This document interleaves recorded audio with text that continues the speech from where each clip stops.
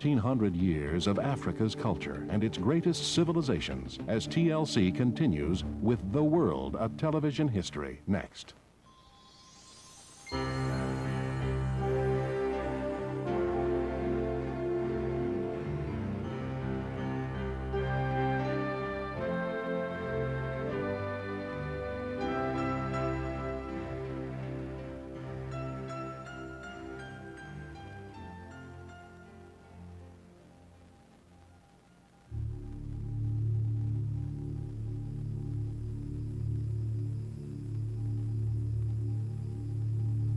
Nigerian terracottas, 2,000 years old.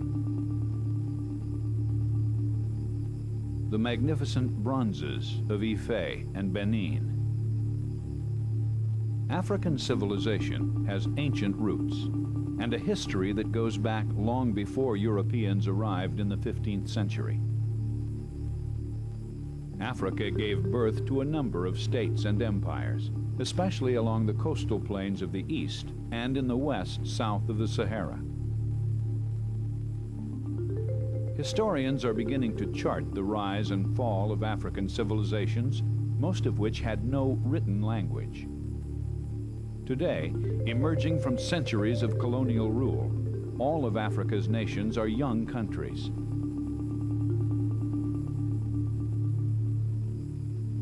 Homo sapiens first appeared over 2 million years ago in Tanzania. Much later, in Egypt, one of the world's earliest advanced civilizations emerged. The Nile, the same river that saw the rise of Egypt's early civilization, is now the lifeblood of one of Africa's most remote and mysterious peoples, the Dinka. These Dinka women gather fish from the flooded plains of the Sudan in the same way their ancestors may have done in that first Egyptian civilization. The Dinka are part of Africa's fascinating and perplexing time warp. It is only recently that the world has begun to understand the full story of Africa and its people. To Europeans, Africa was the dark continent. Its different nations and tribes were seen at best as children, and at worst, savages. This narrow-minded perception helped ease the conscience of slave traders and colonialists who exploited the continent. For more than 3 centuries, Europe indulged in the barbarous market of human flesh. With local cooperation, Europeans streamlined the process, packing generations of Africans into ships like this one.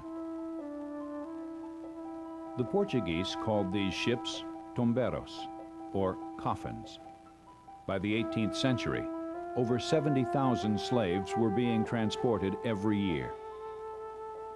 Today, African culture and history are being re-evaluated. The early Victorian view of Africa as a land of savagery and chaos says more about the Victorian Empire builders themselves than it does about the people of Africa. As archaeologists continue to dig, it's clear Africa has nurtured cultures and civilizations of a much higher level than previously thought. And for decades, African art and music have permeated everyday life in contemporary Europe and America.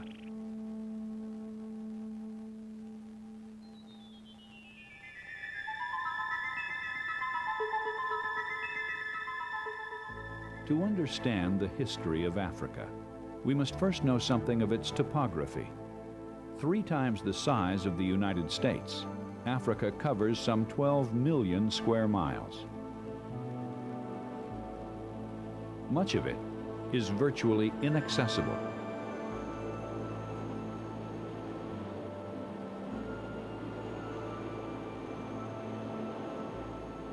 The coastline is rarely broken by bays or gulfs.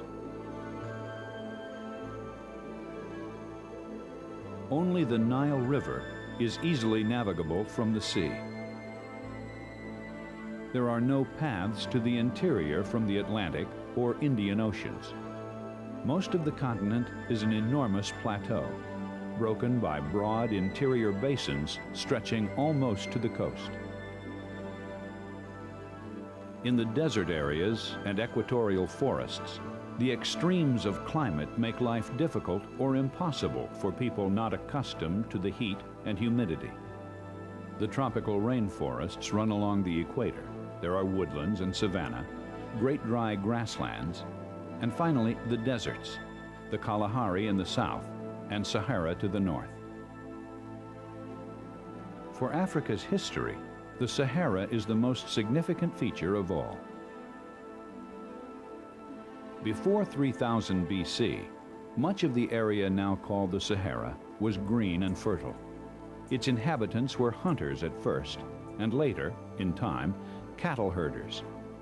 Their societies and cultures were stable and developed. But from about 3000 BC on, dramatic changes in the climate destroyed the fertile pasture land, and the Sahara expanded. The desert's weather has remained relatively constant for more than 2,000 years. There is ample archaeological evidence, stone artifacts, and rock art that the Sahara once supported large populations. But today, only a few nomadic peoples, like the Tubu who live near the remaining oases, continue to endure the desert's arduous climate.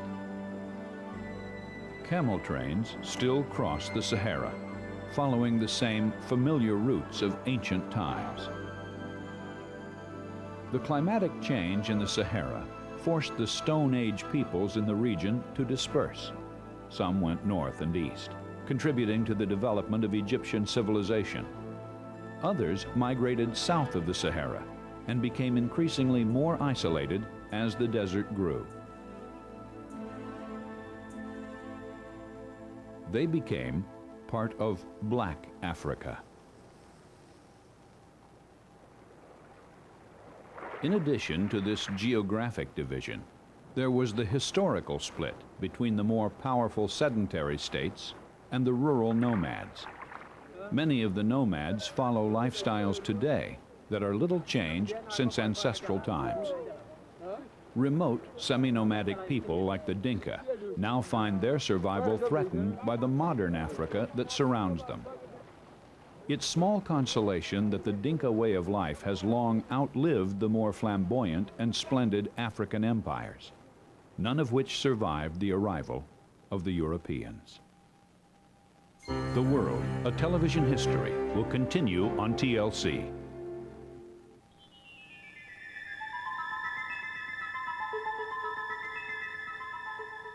Two of the leading early African kingdoms developed in the northeast of the continent: Egypt, with its capital at Alexandria, and Ethiopia, with its 1st century AD capital at Aksum. Ethiopia was converted to Christianity in the 4th century, and Aksum remained an important cultural and trading center until about the 9th century, when it was overrun by Muslim invaders. Today, these stelae, up to 100 feet high and carved from single slabs of rock, remain to remind the world of the once mighty capital city of Aksum. The capital of Ethiopia was moved south to the mountains, eventually to Lalibela. There, King Lalibela ordered churches to be cut out of the living rock. Some of these churches are still in use today.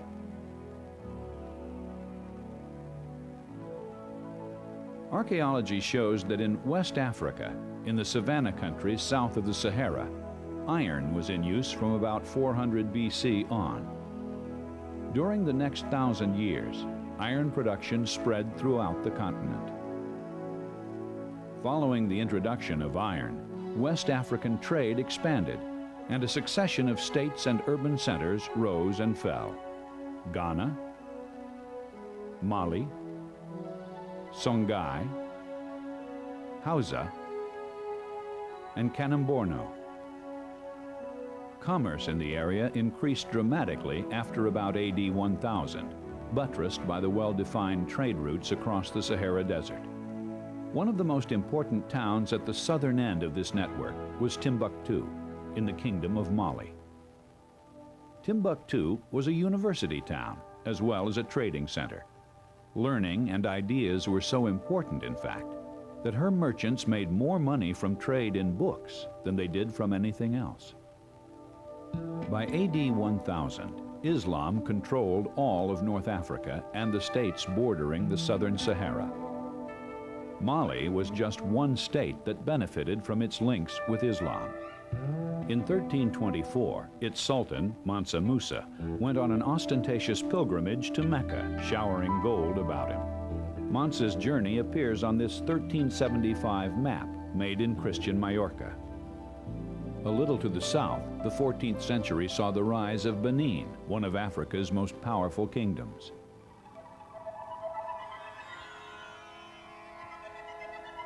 The bronzes produced at Benin, like this 16th century head of a queen mother, are outstanding.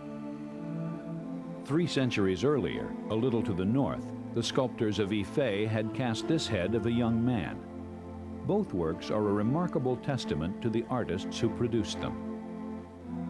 The Benis of Benin had no written language. Descriptions of their advanced society can be found in the journals of early explorers. They left these bronze plaques as a vivid memorial to their lifestyle. Their king ruled as an absolute monarch, capable of mobilizing 100,000 men on a day's notice. He sent representatives to the Portuguese court. His merchants were the shrewdest of businessmen. The Portuguese and the Dutch were full of admiration for what they saw. To please these early European visitors, the artists of Benin produced masterpieces in ivory, like this 15th century carving. It depicts the sailors and merchants to whom it was designed to appeal. Produced in large numbers, this carving would have cost about as much as a good shirt.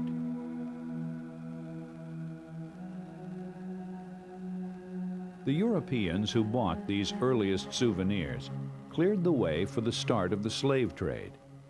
Gradually, this unnatural commerce destroyed the social and economic framework of Benin. The African kings responded to the decline of their kingdoms in the only way they knew how, conducting more and more human sacrifices.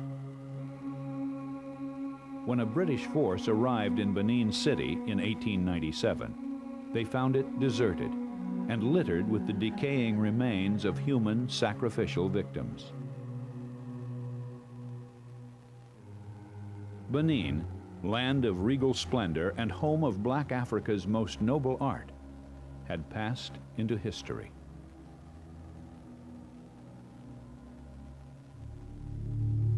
History still holds the secrets of the creators of these hauntingly mysterious heads, dating from between 500 BC and AD 200. Discovered by archaeologists some 50 years ago, they were named the Nok terracottas, after the Nigerian village where they were unearthed. African art often crosses political boundaries. It varies from region to region and reflects centuries-old contact with foreign cultures who've passed through the continent. Away from the more settled communities of West Africa, the nomads of the East produced portable art. Sometimes the art is permanent and indicates family lineage or age status. But no matter what the social purpose, beauty is always a consideration. The World, a Television History, will continue on TLC. The coast of East Africa supported powerful urban civilizations between 500 and 1,000 years ago. 2 important cities were Kilwa and Gedi. They exported gold, frankincense, skins, and ivory from Africa's hinterland to Arabia and India. Their ships sailed the monsoon winds of the Indian Ocean and returned with ceramics from China and Persia, horses from Arabia, and cottons from India. In 1418 and again in 1422, Kilwa and Gedi were visited by powerful Chinese fleets, whose commanders were curious to verify the rumors of the city's wealth. A century later, The same story of unbounded riches attracted the Portuguese warships, whose artillery quickly destroyed forever these dangerous trading rivals.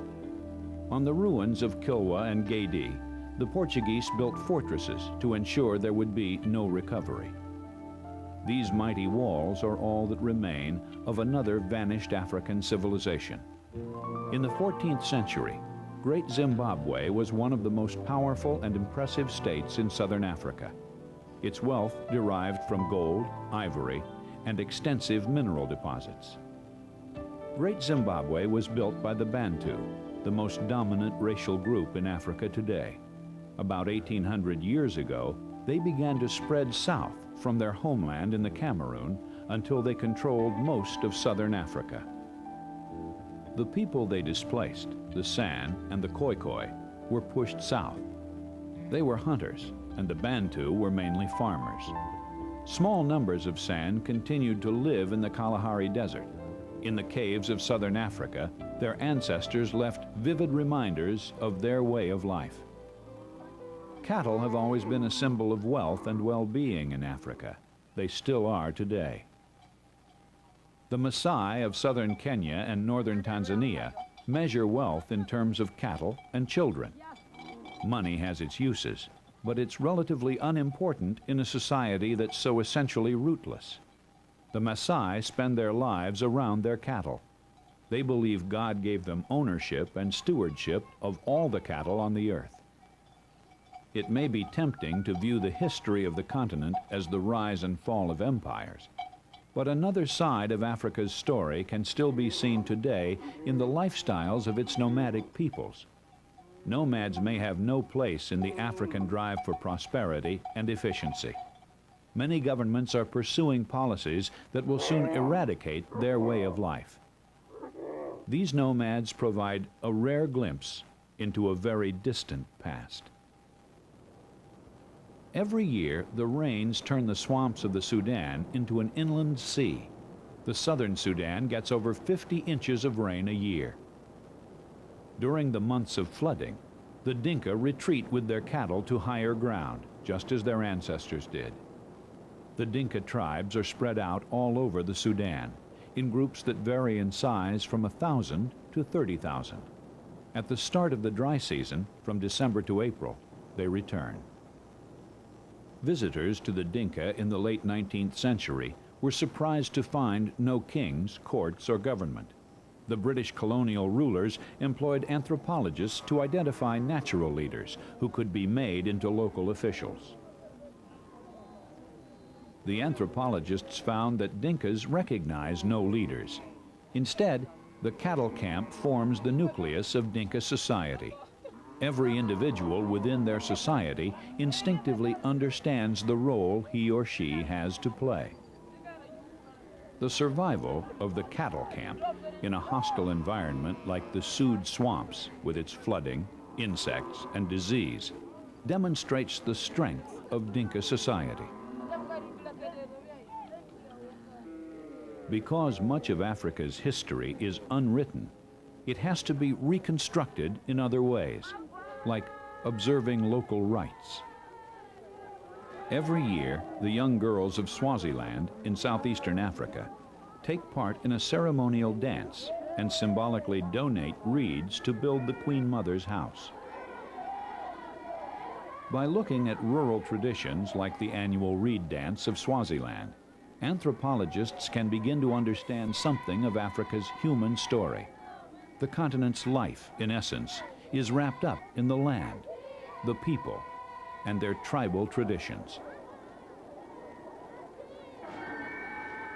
The earliest explorers glimpsed truths about Africa that others who came later would refuse to see or acknowledge. In 1498, Vasco da Gama and his men went ashore on the east coast of Africa and found tall stone cities where the people knew as much about charts and compasses as the Portuguese did themselves.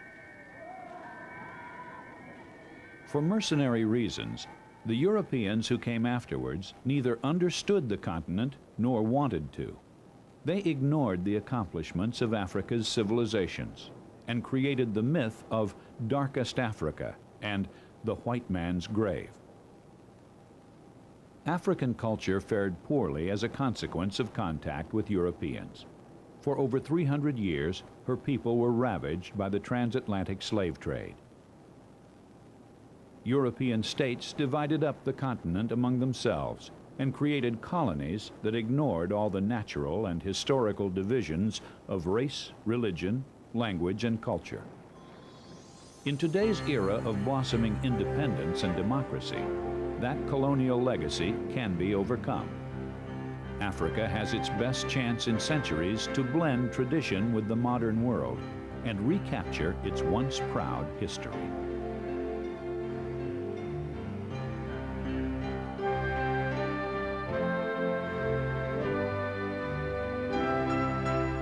Before the Europeans arrived, a host of great cultures dominated the Americas. Look back next on The World, a Television History.